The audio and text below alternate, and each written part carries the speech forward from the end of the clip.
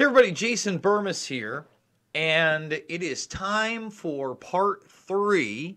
This is really part 5, if you're counting that each one takes about 2, because I don't want to bore you for 2 hours. I think the 30 to 60 minute range is good for these. Event 201 watch along.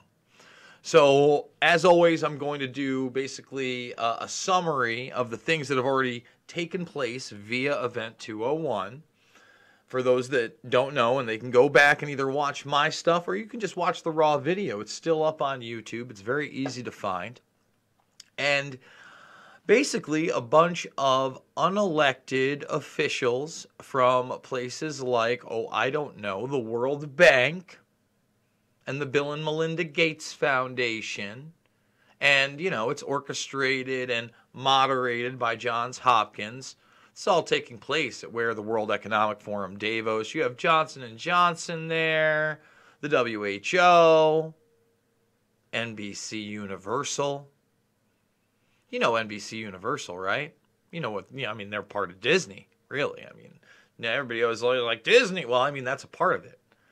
So what's happened? What's going down? Why are they all meeting at Event 201 in October of 2019, by the way? Well, it just so happens that a pig in South America, an animal, it got coronavirus, a novel coronavirus that first spread in South America, but we're going to find out by the end of this that China gets hit the hardest. But essentially, what are they doing? They're managing not really how many people are dead or whatever. They're managing us like their kids, like their sheep, like their pets. We didn't elect any of these people, by the way. And decide how the markets are going to move and how they're going to deal with the situation. There are so many parallels to what is going on, aside from the fact that, for instance, if you watch my previous video, I showed you Thomas Inglesby, and he's being quoted in the media, right? The general who is in the American CDC. He's making real-world decisions. Remember, the representative from the Chinese CDC is also sitting here.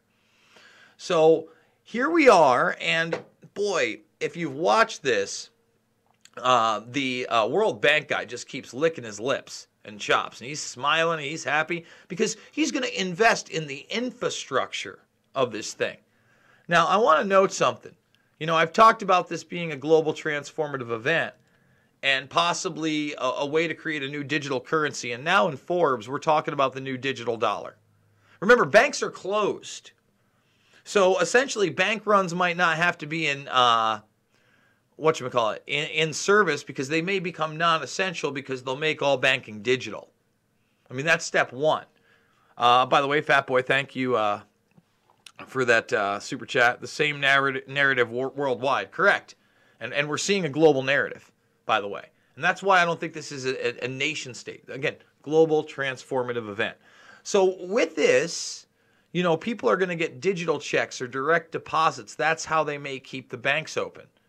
And I'm not sure if we're going to see the runs or not. I've talked about the prison riots. They're actually happening. Okay, look at my previous video. We've got one out in Washington State. Rikers is not looking good. But again, I want to explain to everybody, these people are not elected, they are not my friends, and they do not speak for me. So let's get to the financial takeover, essentially, via Event 201. Thumbs this video up, by the way. Subscribe, share, join the Burmis Welcome back. Please silence your phones. We now pick up the scenario 3 weeks later at the third meeting of the board on November 29th, 2019. The third meeting of the board. Again, unelected representatives of the predator class. And remember, they're upset because there are rumors that maybe the UN or the WHO or Big Pharma released this and it's a bioweapon. And it didn't come from a pig like they said. Those conspiracy theories. Again, you got to catch up on the series, my friend. Thank you all for reconvening at short notice. We need to present to this board a serious new issue related to the economic fallout that is accruing over the pandemic. Let's start by getting the latest numbers and distribution from Dr. Rivers. the CAPS pandemic continues to grow, with more than 1 million cases and an estimated 73,000 deaths worldwide. So let's stop. Right now, the admitted number is 25,000 in New York State. But again, it's been selective testing. It's easily over 100,000.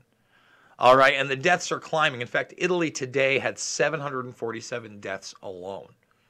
So again, the mirroring of how serious this thing goes, and how can you believe China's numbers now of 3,000 plus deaths when you look at Italy, right? Again, Italy, 60 million people, China, 1.2 billion. China, 20 times the size, and has much more of a lockdown on the internet, information, the things that can get past their firewall than, say, Italy, a first world nation. Those are all things we have to keep in mind and be honest about. And that's the thing. All these people that are representing all these organizations, why would you think they're being honest with you? Are we supposed to, like, all of a sudden trust the United Nations and the World Health Organization and the Center for Disease Control? How many times have they lied to us and done the bidding on behalf of corporations? And remember, Johnson & Johnson's here, etc. Come on. These are only estimates because many countries are having trouble keeping up with surveillance and laboratory testing. Our models are showing that with this continued rate of spread, there may be 5.5 million cases and almost 350,000 deaths in 1 month. The 3-month projection is alarming, with potential for over 30 million cases and 3 million deaths. Now let's stop that. They're already kind of prepping you for these kind of numbers. Remember, 40 to 70% of the population in the United States supposedly going to get infected with this. So bare minimum, they're telling you what, 150 to like 210, 220? Well, think about that. If 150 million people get infected with this, 150 million people, and remember, they're moving the goalpost here in America every day. Every day. Oh, it was 0.3%, now it's 0.9%, now it's 1%. Well, do the math of that, 150 million people. If it's 1% of that, that's 1 million people dead in the United States. And if you look at their 2 to 3 month projection, remember that health document I put out there, what was it? They said 480,000 dead in 3 months. We've never suffered that in the United States. And it's just so weird that these people predicted such a thing. The Americas are still the most severely affected, but there are large outbreaks occurring in many countries across the globe. Countries with limited healthcare infrastructure have seen the highest death rates so far, but healthcare systems in high-income countries are also becoming overwhelmed. Financial markets have tumbled, with all down significantly for the year. Economic disruptions are being felt across the globe. And we're certainly at that point, aren't we, in reality? Economic disruptions everywhere are happening. And by the way, they've propped up the Dow artificially again a little today, the NASDAQ, the market a little bit. But guess what? You know, those are with promises of lies, because all this stuff has already been decided. This slow rollout of martial law. I had somebody say, we'd be in martial law now, Jason. We are. The National Guard has been deployed to all 50 states. The executive actions that have been taken and put on the books are martial law. They can call it whatever they like. All right? You can say it's shelter in place or a soft quarantine. Again, what they suggest one day, they will enforce later. And now we have drones being used in Los Angeles with infrared cameras telling people to go home. Thank you, Dr. Rivers. So now let's look at this recent exchange on GNN that focused on the economic and financial crises that are rippling around the world. And here's their little fake news program. And yes, you did hear a cough. For someone, I don't know whether they did it for subliminal effect, since this is like a flu-like virus with pneumonia-like effects. But boy, through the whole thing, if you've been watching this, there's always somebody in the background coughing.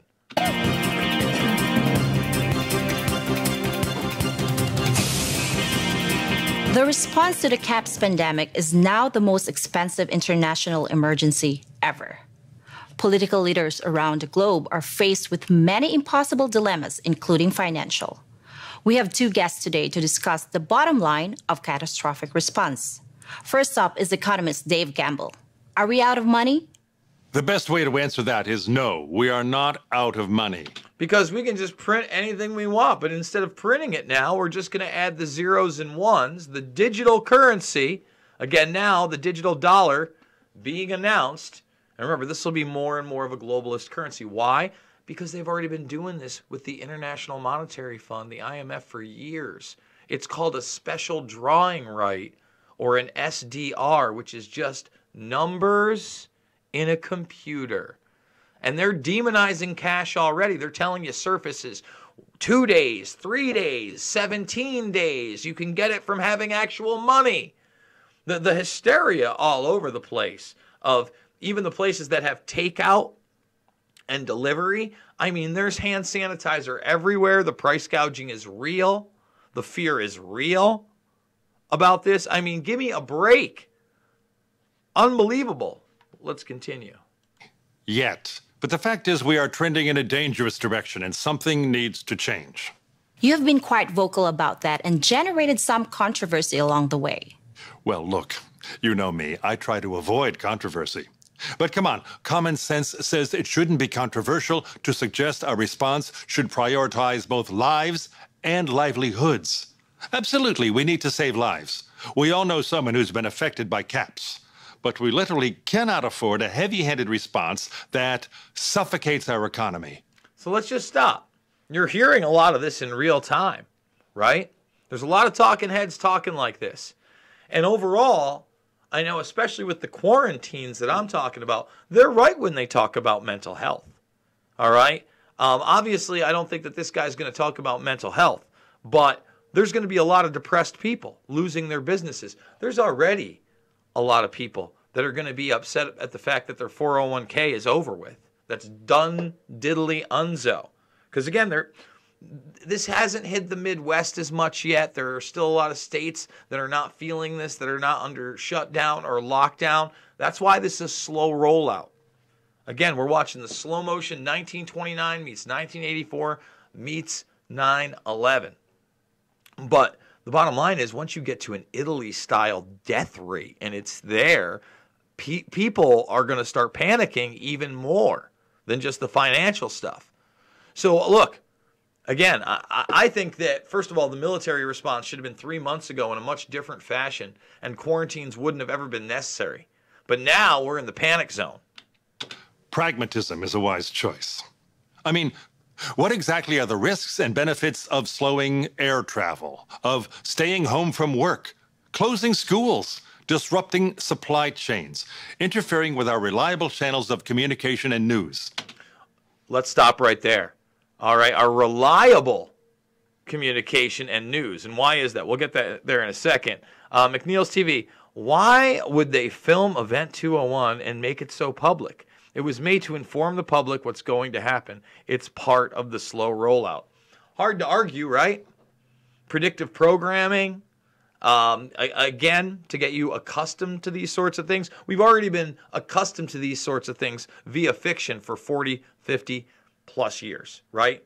The threat of the invisible enemy, the virus, forget about just Contagion and Outbreak and The Stand and Dean Koontz. It's all over the place. It's been done again and again and again and again in every medium, from books to comic books to even concept albums like 9 Inch Nails' Year Zero. Awesome album, right? But it's been there in the public eye. And just think about what he just said. Schools closed. All right, there again, slow rollout. Hasn't been closed nationwide forever, but when I was telling you that after spring break in my area, the kids weren't coming back, was I wrong? No. So those disruptions have already happened, and now there's a rollout to keep internet infrastructure up, which is good. But remember, they want desperately to disrupt any questioning of the mainstream narrative of events, as we went over earlier today in the previous video. Sure, some of these steps can help slow CAPS, but often only marginally and with serious costs. But let's also talk about that. The idea that they're doing like, trace backs on people, and they were talking about that in New York, point of contacts. That was all bullshit, and they knew it. They did selective testing, and the community spread had been nationwide and is nationwide. But again, they're trying not to induce panic because they still can't even give, they're talking about how much testing they're doing in New York. So they're denying a ton of people in New York. Don't let them lie to you. Okay, they're denying a ton of people. When this is all over, some families, some cities will have suffered more from our interventions than from caps. No question, there is a lot of suffering. Let me welcome Dr. Juan Perez to this discussion. Is Dr. Gamble wrong? Actually, in a way, we agree. Responders, whether international organizations, governments, or even employers and families, each are weighing risks and benefits. And there is not a one-size-fits-all approach, as there are different appetites for risk. What I will say, in my mind, our response should aim to protect every life we can. Of course it should be. But let's be frank, letting the global economy slow to a halt puts lives at risk. And again, the global economy is a very different place than it was 2 weeks ago, 4 weeks ago, 3 months ago. But at the end of the day, who's going to benefit? The predator class is going to scoop it all up. And who's going to be regulating it for them? The same minions you're going to watch in this roundtable discussion on behalf of Big Pharma, world banks, world government like the United Nations, suppressing free speech. All right, that's the truth. Let's see what we got here. Salmon Person sending some love to Karma from the West Coast. Thank you. Stay strong and healthy. I'm trying. Strong like a bull. I know they're a little flabby. I got to get them a little bigger. So let's continue on with this Made for Event 201 infomercial. Yes, but there does need to be a balance. Okay, you both agree balance is paramount. Theoretically, that's an easy choice. But leaders are now faced with very real and very tough decisions. Just last week, traditional sources for emergency funding had exceeded their limits. As new mechanisms are being discussed, there is consideration as whether funds should primarily support health emergency response or prop up economies. So let's just stop here. Once again, if the military was mobilized correctly, all right, let's start there. Obviously, lessening our troops overseas, putting them into empty factories that are all over the place in the United States. They're already all over the place. All right, going with those first. Retrofitting for tests, for mass protection of tests and masks first. All right, to start this thing off. Does that not sound like the right thing to do? And then ventilators second. And then deploying them to actual health professionals. And then, lo and behold, if we actually needed the military, then we think about retrofitting for beds in hospitals with ventilators that we've already created. But it's not about saving lives. It's about instilling fear and being a sacrifice on the altar of globalism in the predator class. Nadie, love your channel and have been binge watching your videos and documentaries. Well, thank you, Nadie. You're my preferred news source for sure. Thank you. Thank you for what you do. And here's a little love to show my appreciation. Very, very appreciated. Stay healthy and safe, Jason. I just hope we all can.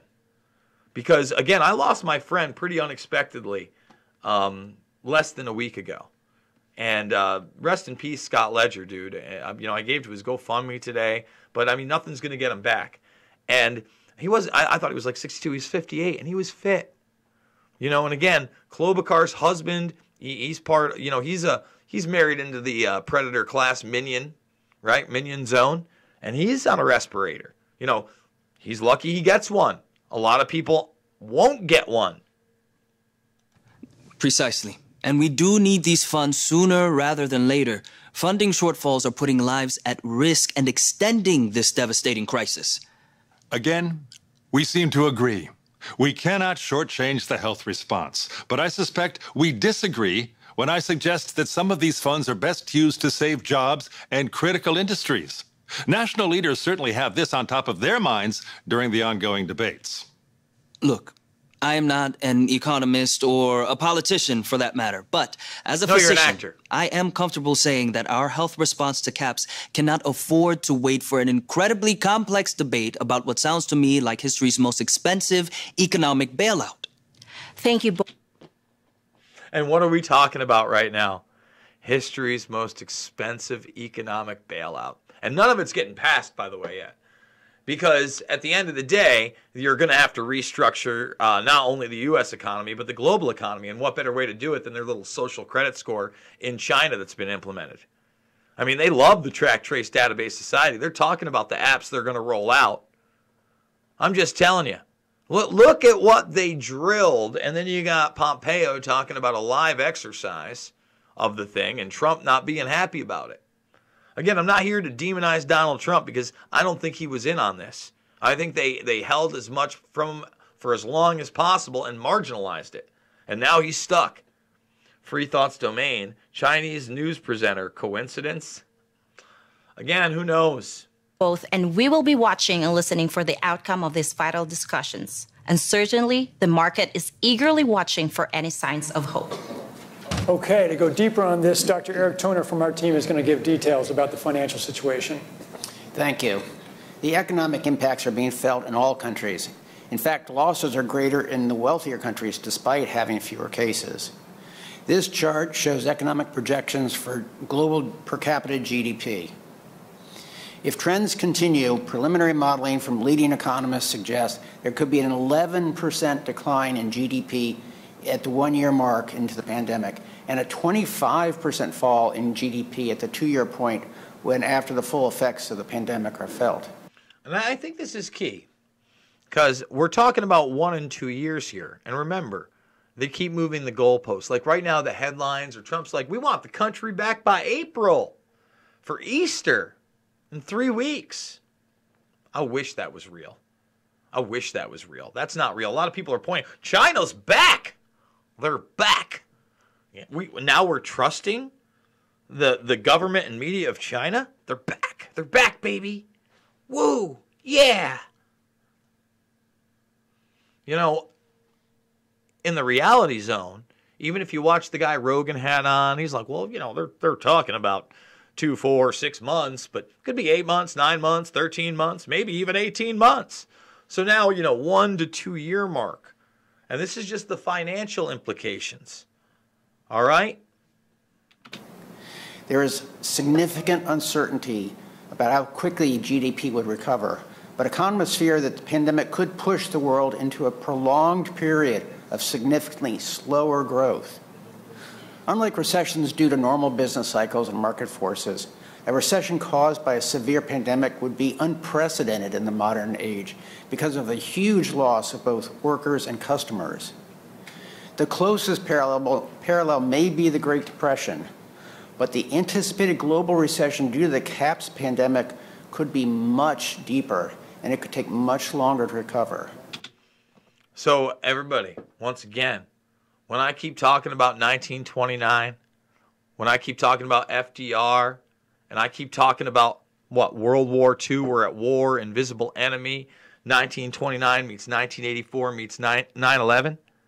Look at it. I mean, they're projecting the same thing in an exercise in October of 2019. What about MK Ultra says, keep doing what you're doing. Much appreciated. Much appreciated from you, brother. Thumbs this video up, subscribe, and share if you're new to the Burmese Brigade. Let's continue watching Event 201. There are a number of places where financial resources could be helpful in reducing the economic impact, including public health and medical response, helping national economies, and supporting struggling businesses. But there are a lot of needs, and there's not enough money to go around.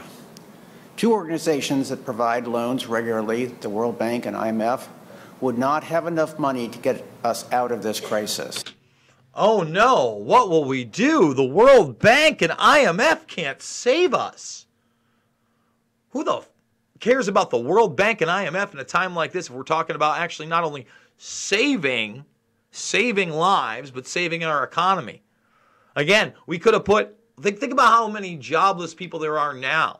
So if you need people in the private sector, especially to do factory work and manufacturing, the type of things I needed, Again, why not just pass the bill that they can work with the National Guard and the Army Corps of Engineers that, again, are just retrofitting abandoned factories that are all over the country.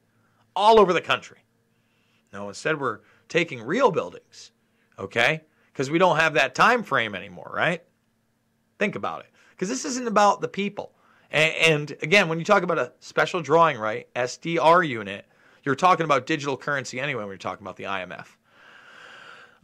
Sammers person says Chinese cell phone numbers down, yes, by 20 million in the last 3 months, Epoch Times. Jason, what do you think is the likely realistic deaths in China?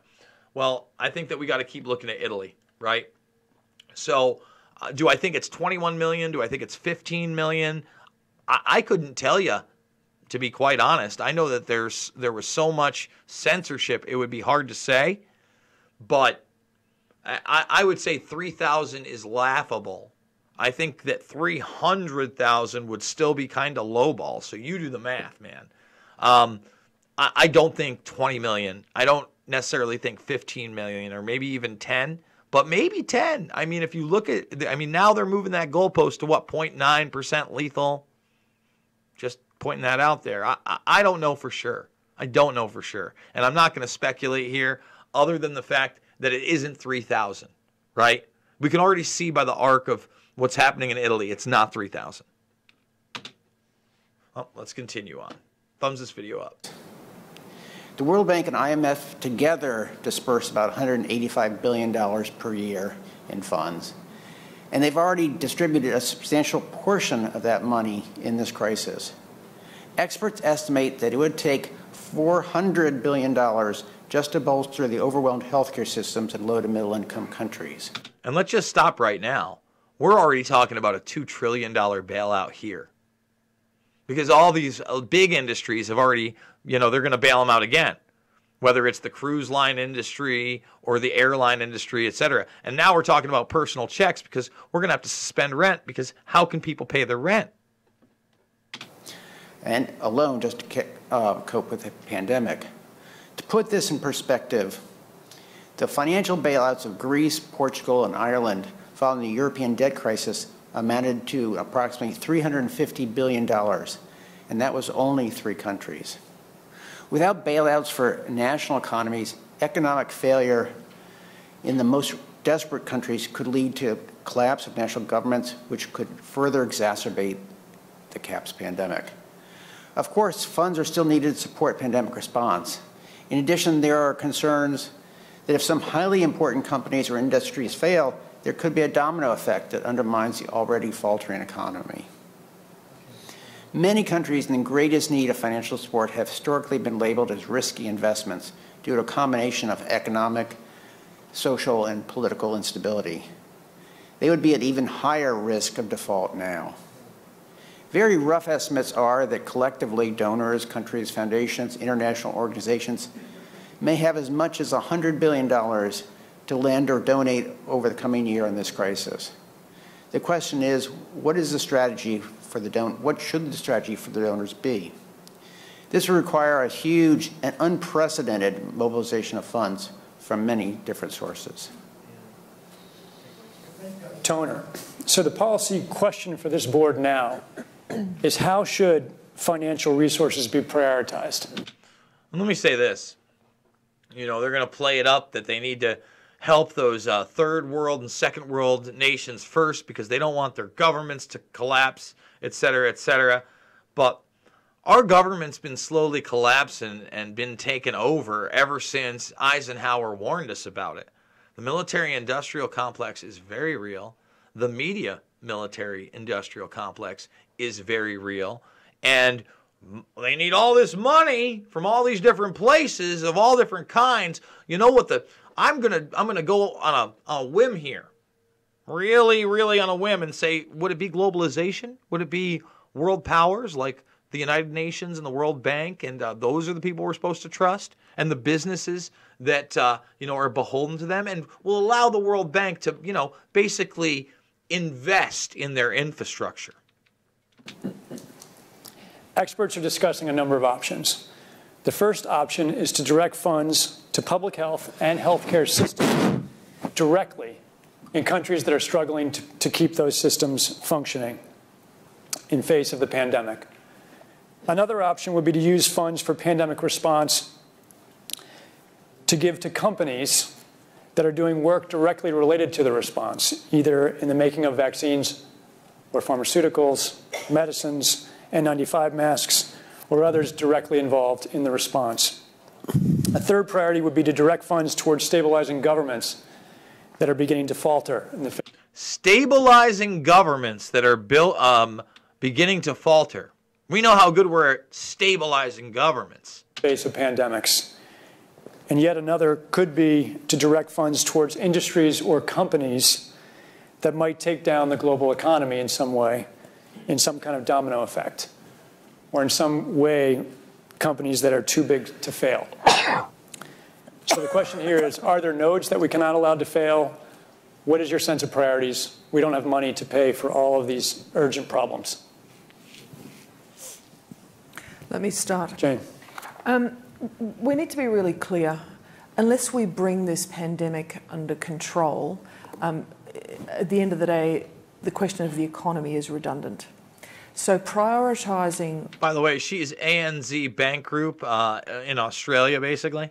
What we need to spend, where we need to spend it, to actually get the public health interventions, and that includes the supply chain for PPE and pharmaceuticals, it seems to me is the thing we need to focus on. In truth, and I note the comment that the impact economically on developed countries has been greater than low to middle income countries, that is what has happened previously. This is not unusual. We accept that. And in truth, those developed economies, they do have still a capacity to borrow on the markets. And while some countries are very determined about having surplus budgets, there are times when you dip into your reserves and you sometimes run a deficit. So I don't think we should be prioritised. Run a deficit. And believe me, with the rates being cut by the Fed, with all of this, being printed, we're in visible hyperinflation. Anybody telling you different is just, I don't know how brainwashed they are. We've been in hyperinflation for a long time. And in the United States, you're not going to be able to hide it. Hence why, again, we're talking about what? A digital dollar. A digital dollar. A digital dollar. Let's continue on.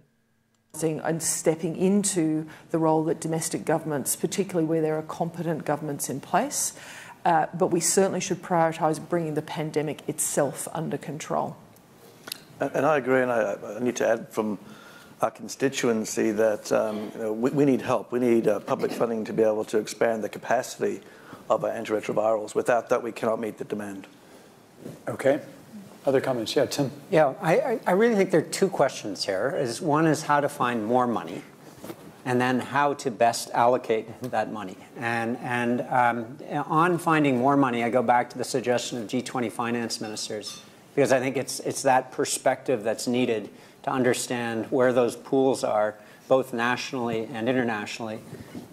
David Malpass, the president of the World Bank, makes a big point that there are $15 trillion sitting in zero or negative interest rate settings at the moment.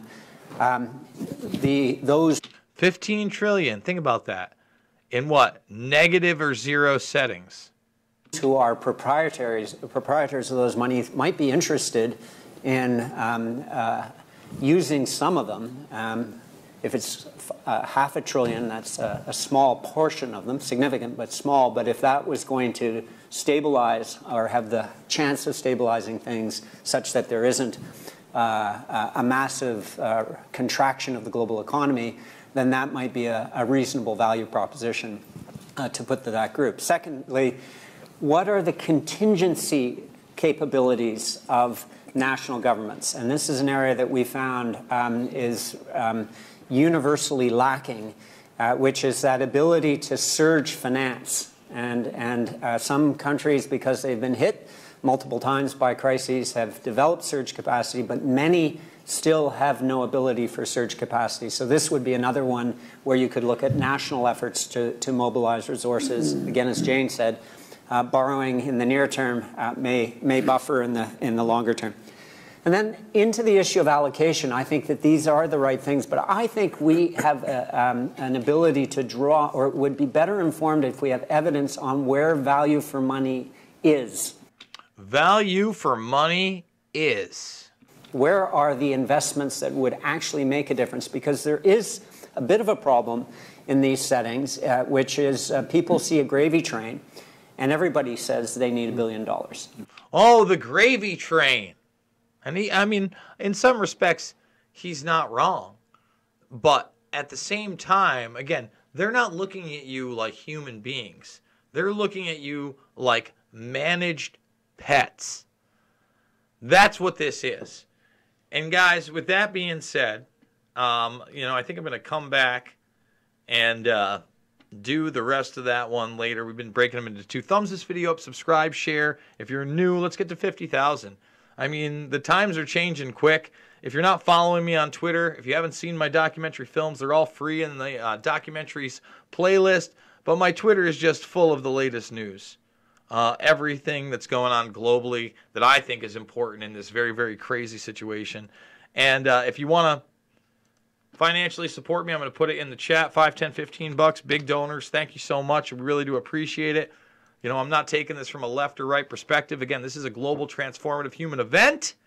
And I haven't been kicking out a lot on the Rockfin, but if you are a premium member, I did give you a awesome video yesterday on Madonna and her weird-ass occult ritual over on Eurovision earlier, less than a year ago. Josh Freeman says, with you all the way, Jason. Thank you, Burmese Brigade. Besides all of the apparent rollout of the NW control, can you also see this as all blowing over? No. No. I think, look, the language that's being used and the things that are coming down, there's just almost no chance of it blowing over. I mean, again, we're supposed to think that China's being honest, that they now have it under control. Why? Why? Look at Italy.